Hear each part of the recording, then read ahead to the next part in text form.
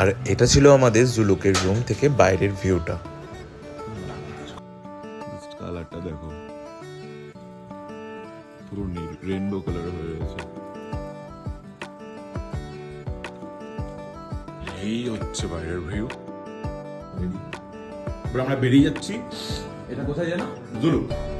জুলুক থেকে আজকে আমরা যাবো Nathula pass, Nathang valley, zigzag point, আর অনেক কিছু জায়গা ঘোরার আছে। তো ওগুলো দেখতে দেখতে আমরা আজকে গ্যাংটকে পৌঁছাবো। গ্যাংটকে গিয়ে আমরা 2 দিন আবার স্টে করছি। আর আজকে অনেকটা টাইম লাগবে আমাদের গ্যাংটকে পৌঁছাতে। আর সেদিন আমাদের ফার্স্ট লোকেশন ছিল, মানে ভিউ পয়েন্ট ছিল জিগজ্যাগ রোড। তো জিগজ্যাগ রোডে যাওয়ার রাস্তাটাতে পুরো কাঞ্চনজঙ্ঘার ভিউটা পাওয়া যায়। আর ওয়েদার ক্লিয়ার থাকার জন্য আমরা পুরো ভিউটাই পেয়েছিলাম। আর এটা হচ্ছে জিগজ্যাগ রোডটা, নিচে যেটা দেখতে পাচ্ছ তোমরা।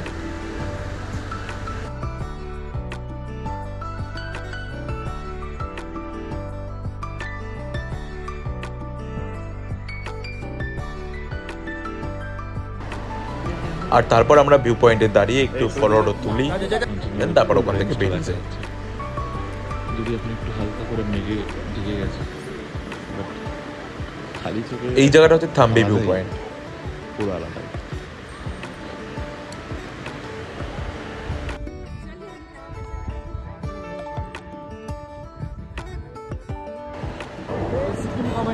আর এটা হচ্ছে নাথাং ভ্যালি, ওটা হচ্ছে নাথাং গ্রামটা আর কি। আমাদের ড্রাইভার বলছিল হেলিকপ্টার করে পুরো নাথাং ভ্যালির ভিউটা আর কি ঘোরা যায়। আর এটা আমাদের গ্রুপটা। আর এটা ছিল বাবা মন্দির, যেটাকে আমরা ওল্ড বাবা মন্দির নামে জানি। খুব সুন্দর।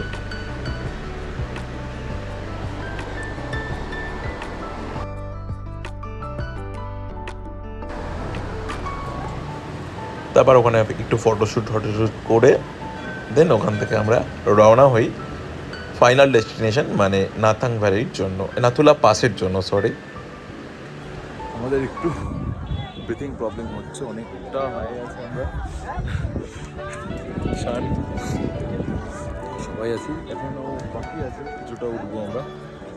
দেখছি ওখানে কিছু নিতে পাই না, ওখানে রেস্ট্রিক্টেড অ্যাকচুয়ালি অনেকটাই ওঠে। আর একটু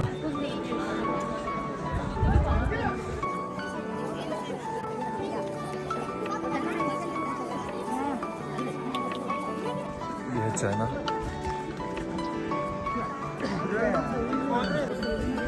এদিকটায় নেপাল, এদিকটায় ভুটান, এটা হচ্ছে চায়না, আর এদিকটা হচ্ছে নিচে গেলে বাংলাদেশ। চুম্মিল এরিয়ে ভুটান, আর এটাই চীন, মানে এইদিকে চীন, এদিকে ভুটান, আর এদিকে হচ্ছে নেপাল, আর এদিকে হচ্ছে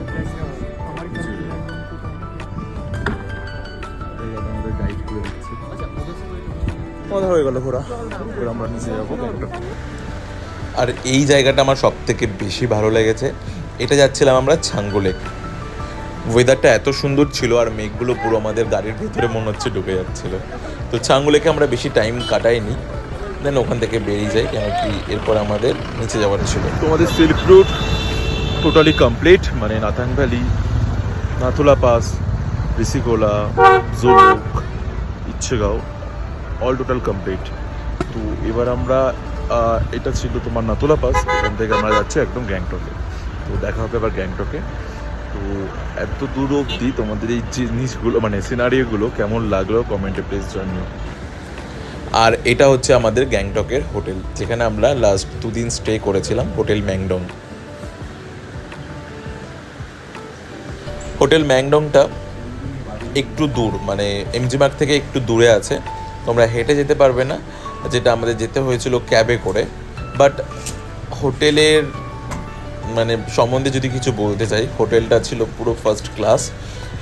রুমগুলো খুব ভালো ছিল, পরিষ্কার পরিচ্ছন্ন। আর সব থেকে স্পেশাল যেটা, সেটা হচ্ছে এখানের খাওয়াটা।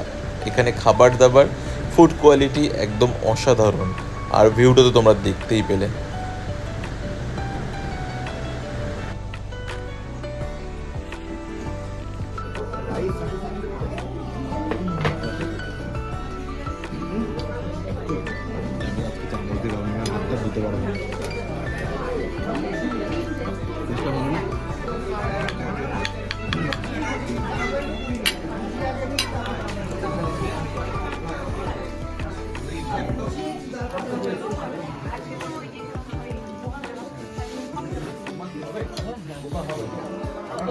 চিকেন ফুলকপি সালাড কেমন হয়েছে টেস্ট? দারুণ দারুণ দারুণ আর আর আর কিছু নেই? আর ওখানে কাস্টার্ড আছে ফুড কাস্টার্ড আচ্ছা দেখুন এই নোবল আচ্ছা। হ্যালো গাইস Hello, আবার এখানে এসে চুল বাসাচ্ছিস আরে ওখানে তো তোরা আমাকে দিলেই না আয়নাটা।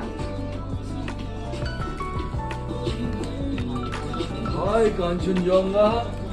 আমরা বেরোলাম রাতে ডিনারের জন্য আর ডিনার করে আমরা এমজিতে যাবো তো অ্যাকচুয়ালি ডিনার করার পরই আমাদের প্ল্যানিং ছিল যে এমজি মার্কের জন্য যাব, বাট আমরা বুঝতে পারিনি যে অনেকটাই লেট হয়ে গেছিলো আর অত রাতে এমজি মার্কে কিছু খোলাও পাবো না আমরা, তাই আমরা যেতেও পারিনি এমজি মার্কে, কোনো গাড়ি পাইনি বলে।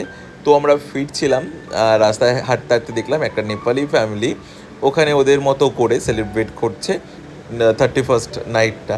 তো ওরা আমাদের জয়েন করতে বলে আর আমরা ওদের সাথে জয়েন করি, আর দেখতেই পাচ্ছ কতটা মজা করেছিলাম, মানে একটা অন্যরকম ফ্লেভার পেয়েছিলাম। তো ওখানে নাচ গান এই সমস্ত কিছু করে তারপর আমরা হোটেলে চলে যাই। তারপর আমরা ডিনারটা করে নিই। ডিনারে সেদিন ছিল আমাদের বিরিয়ানি দিয়েছিল হোটেল থেকে, আর চিকেন কষা ছিল, আর অনেক কিছু ছিল। ডিজার্টে ছিল কাস্টার্ড, আর তারপরে খাওয়ার পর আমরা মোটার পেছনে একটু লাগি, আর দেন তারপর আমরা আমাদের মতো পার্টি করে ঘুমিয়ে যাই। আর পরের দিনে কি করেছিলাম সেটা নিয়ে আসছি পরের ব্লগে। টাটা।